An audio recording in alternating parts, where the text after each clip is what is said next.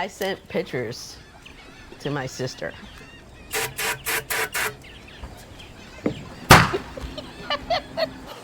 I sent pictures of the campground. I sent a couple pictures of the camper. She wrote back, "You lost your mind." I got false teeth, I ain't flossing.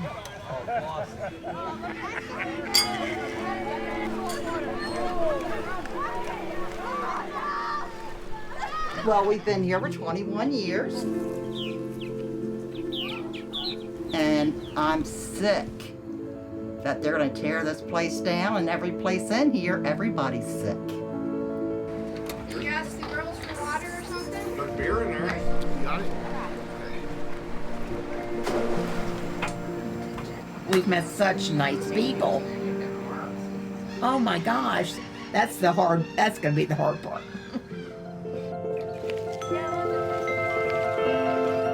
Hey, brother!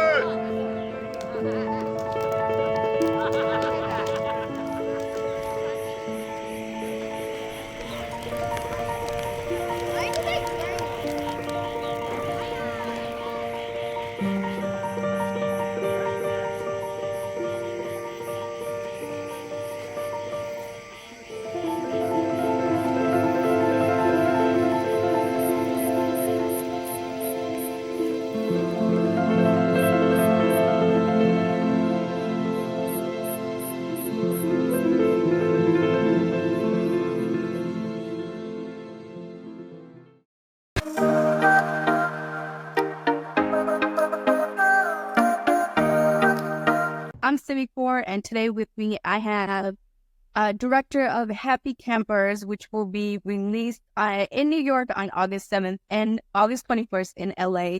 The film director, Amy Nicholson. Hi, Amy. Hi. Thanks for having me on. Of course. Thank you for coming. I really appreciate it. I want to ask you, what was your initial inspiration for this documentary? Well, I had taken pictures in this campground many, many, many years ago, and mostly because I was fascinated with the structures. You know, they were RV campers that had been parked and then never moved ever again, pretty much. I mean, some people had, I think, slightly more modern ones, but most of them were, you know, vintage campers that people had parked and added onto. So they were like the original tiny houses. And I loved them, and I took pictures of them, and then I kind of forgot about it. And then years later, my dad and I were on the island, and I said, let's go back. Let's go into that campground. I want to see that place. And then I just fell in love with it, and I moved in. Wow. So how long did this take? You said it took years before you forgot about it in your back pocket. How long did it take? Probably about 8 years that I took the pictures, and then because my dad lives maybe 30, 40 minutes north of where Chincoteague Island is. I grew up going there, so it's a place that we visit all the time. So whenever I'm down in Maryland visiting him, you know, we go down and have lunch on the island, or we go to the beach. So it wasn't like I was trying to forget about it. It was just that I was always sort of going there, and I didn't really think about going back into the campground. No. What were some of the biggest challenges you faced in bringing this documentary to life? I would say the biggest one was that I had to work by myself. And I've made four documentaries with the same crew. Jerry Resius, who is a filmmaker in his own right, but he has filmed a lot of very famous documentaries.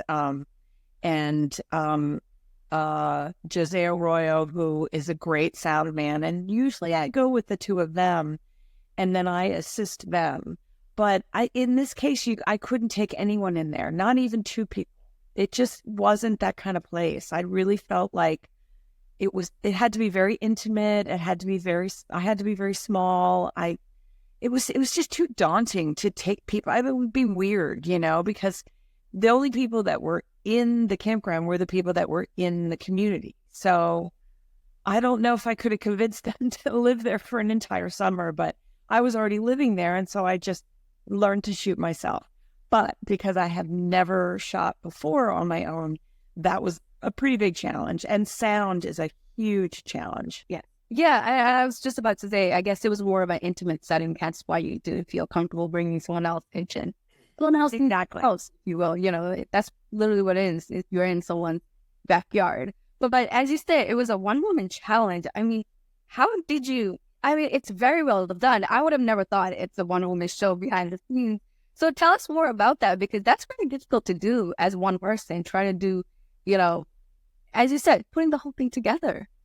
I think the biggest thing for me is that, I'm used to talking to people and not paying attention to the technical, and having to do both. I have to say it was hard because I really wanted to just, meet someone in the eye, listen to their stories, and not have to think about, is my battery running out? So, so there was that. So that was always a thing for me. It was like, I wanted to make sure that I was paying attention to the people that were my neighbors, I mean, these were my friends by that point. So I wanted to make sure that I was being attentive.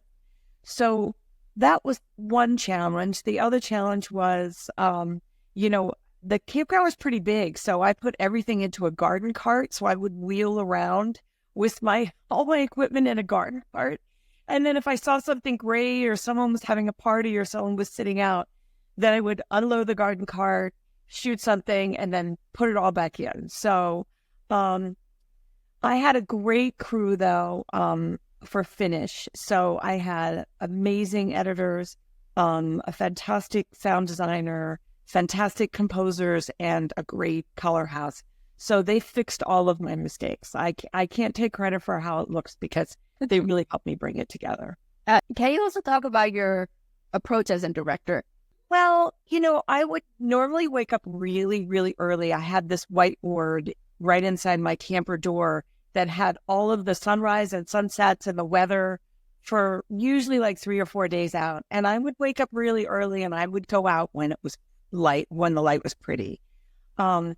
And I usually avoided the middle of the day unless it was a party or horseshoes or something great that I knew was happening, or if I came across something great on the way home from my, sort of morning route. And then in the evening, I would go back out again. That was difficult because mosquitoes come out right before the sun goes down. There were many nights where I was eaten alive. But, it was worth it. I mean, you can spray all you want, but they still get in. Kind of it. I mean, I had already lived in the campground for 2 summers before I started shooting. So I knew the rhythm of the place. I knew, most of the people already. I knew who were just like, oh, I'll come once every couple weekends, and who were the people that were there all the time. So, I kind of knew who was around, what would happen, so I just captured life as it unfolded. I wanted to ask, do you have any advice for young filmmakers? I would say when you're filming anything that has to do with real people, I mean, if you're shooting documentary and you're shooting people's lives, I would say always keep in mind that their life is more important than your career. Because, the film goes on, but so do those people's lives. And so unless you're really honest with them, and your film ends up to be, even though there are plenty of things in Happy Campers that are funny and maybe a little crazy, and people are partying and they're having fun and they're telling funny jokes, and I still was very respectful and always kept in mind that those are people's lives, and so you have to just respect them and make sure that your film is an homage to them and not an homage to yourself. Yes, that would be my advice. Beautifully said. Last question for you I wanted to ask. Do you have any upcoming other projects that we can look forward to? Not yet. No, I'm really trying to get Happy Campers out into the world. We're doing theatrical in New York and LA. I have distribution on American Airlines, and And we'll also be doing Apple in the fall. So yeah, so I just kind of want to get this out, and I will go back to the island and in the fall and do some free community screenings there, because I want the people on the island to see what was in Inlet View, because a lot of people didn't know what went on in there. Mm-hmm. So I have lots of plans for the next couple months. And of course, I have a list of projects that I'm always interested in doing, and I add to it all the time. But for right now, I'm just going to concentrate on Happy Camp. There you go. And on that note, we'll end that. That's absolutely amazing. We look forward to more work in the future. But until now, we'll focus on Happy Campers. It is a feature documentary. As Amy said, it will be available in New York. It opens in New York on August 7th and August 21st in LA. And it will be available VOD in, I think, nationwide in the fall time. So you guys can all check that out. Amy, thank you so much for taking your time. I truly appreciate it.